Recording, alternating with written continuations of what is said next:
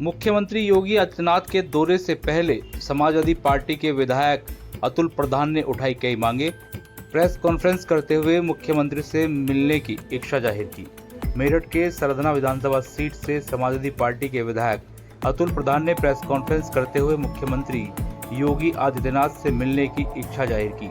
उन्होंने मांग की है कि विपक्ष के एक डेलीगेशन को भी प्रशासन मुख्यमंत्री से मिलवाए ताकि विभिन्न मुद्दों पर चर्चा की जा सके। अतुल प्रधान ने कहा कि वो मुख्यमंत्री के समक्ष महंगी शिक्षा, स्वास्थ्य सेवाओं की बढ़ती लागत, बिजली के ऊंचे बिल, आवारा पशुओं और आवारा कुत्तों और आवारा बंदरों की समस्या, ट्रैफिक व्यवस्था, पानी की कमी, जल निकासी की समस्या, महंगा इलाज, महंगी दवाइयाँ, रिंग रोड की मांग, कूड़े के बड़े बड़े पहाड़ और भूमाफियाओं पर कार्रवाई, किसानों के गन्ने के भुगतान, नशे के काले कारोबार जैसे गंभीर मुद्दों पर बात की। उन्होंने जोर देकर कहा कि इन मुद्दों को सुलझाने की दिशा में ठोस कदम उठाए जाने की जरूरत है ताकि आम जनता को राहत मिल सके। अतुल प्रधान ने प्रशासन से आग्रह किया कि वह विपक्षी दलों को भी मुख्यमंत्री से मिलवाए, जिससे जनता के मुद्दों का सीधा समाधान हो सके। इस दौरान क्या कुछ उन्होंने कहा, सुनिए पूरी बातचीत। माननीय मुख्यमंत्री जी कल आ रहे हैं। मेरठ शहर और मेरठ देहात दोनों से संबंधित हमने बात रखी है। हमारा प्रशासन से आपके माध्यम से कहना है, सरकार के लोगों से, खासतौर से माननीय मुख्यमंत्री से, कि माननीय मुख्यमंत्री जी इस मेरठ को बचावें। 7 साल हो गए। 7 साल में आना जाना, कई मंत्रियों ने तो इतना रास्ता गहरा कर दिए चल चल के कि सड़कें सारी टूट गई। लेकिन मंत्री जी जो भी आते हैं दे के कुछ नहीं जाते मेरठ को। अब कुछ दे के जाते हैं तो उसमें ढूंढते हैं कि कितने सालों में होगा, कुछ पता नहीं है। हमारी सीधी मांग है, सीधा हमारा कहना है कि माननीय मुख्यमंत्री जी रिंग रोड मेरठ को दें। रिंग रोड देंगे तो यहाँ जाम से मुक्ति मिलेगी। अगर रिंग रोड देंगे तो कहीं ना कहीं यहाँ मेरठ के लोगों को सहूलत मिलेगी।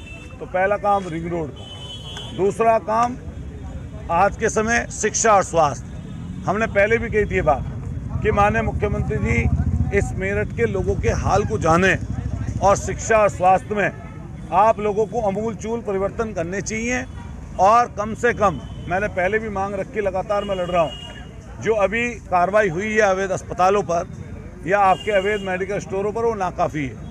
तो हमारी मांग है मुख्यमंत्री जी कि फीस 200 रुपये से ज़्यादा डॉक्टर की ना हो, ऐसा कोई नियम बनावें जिससे गरीब लोगों को इंसाफ मिल सके। जो लगातार स्कूल शोषण कर रहे हैं परिजनों का, वो कहीं ना कहीं लूटने का काम कर रहे हैं, उनके खिलाफ माननीय मुख्यमंत्री जी कोई नियम बनावें और कुछ ना कुछ व्यवस्था दें।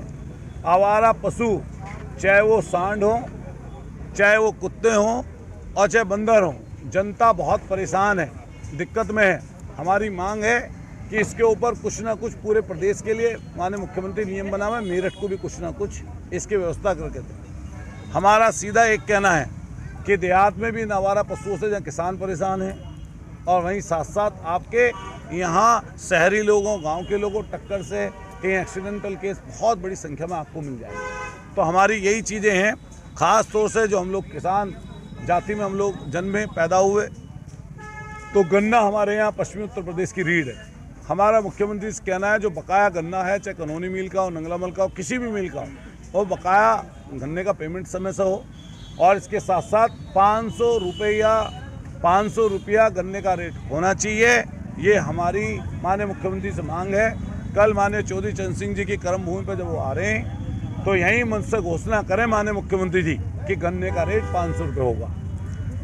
ठीक है, सवाल ये कि आपने कहा कि जो भूमाफिया है वो भाजपा से, हाँ, वो क्या आप पता कर लें। मैंने ये बात कही कि माननीय मुख्यमंत्री जी मेरठ में ज़मीनों का काम करने वाले लोगों की जांच करा लें। अगर इनके बड़े बड़े पदाधिकारी, अगर इनके बड़े बड़े नेता, इनके संगठनों में रहने वाले नेता अगर इन्वॉल्व ना हो तो जो कहें वो कर लें हम। आपका जो आंदोलन था अस्पतालों के खिलाफ, वो अल्टीमेटम लगभग पूरा हो रहा है, तो सर कुछ कहना उस पर यही कहना है कि जो कार्रवाई इन्होंने दिखाई है वो नाकाफ़ी है, उससे हम संतुष्ट नहीं है। कार्रवाई इनको ज़मीन पे करनी पड़ेगी, दिखनी पड़ेगी। कह रहे हैं 13 अस्पताल हो गए, 2 लैब हो गए। अरे यार मेरठ में तो हज़ारों अस्पताल चल रहे हैं। बड़े बड़े अस्पतालों में जो ओवर रेटिंग चल रही है, क्यों छापा नहीं डालते ड्रग्स के इंस्पेक्टर? कहते हैं कि हमने झोला छाप। अरे भाई 50 रुपए में बुखार उतार देता हो गांव का आदमी। वो कोई चीराफाड़ी कर रहा है, वो कोई ऑपरेशन थोड़ी ना करता है गरीब आदमी का किसी का, और उसे तो अस्पताल ले आना पड़ेगा। अरे सबसे पहले कार्रवाई करनी है तो इन पे करो ना, यहाँ जो बड़े लुटेरे बैठे हैं इन पे कार्रवाई करके दिखाओ, और नहीं करेंगे तो आंदोलन हमारा लगातार जारी है। फिर सदन में बोलूंगा, फिर आके लड़ूंगा। Swami Vivekanand Subharti University, one of the leading universities of North India.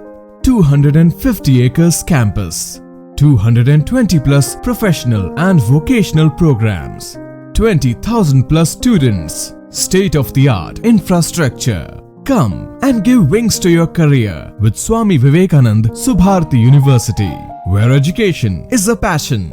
NH58, Meerut, Delhi, NCR.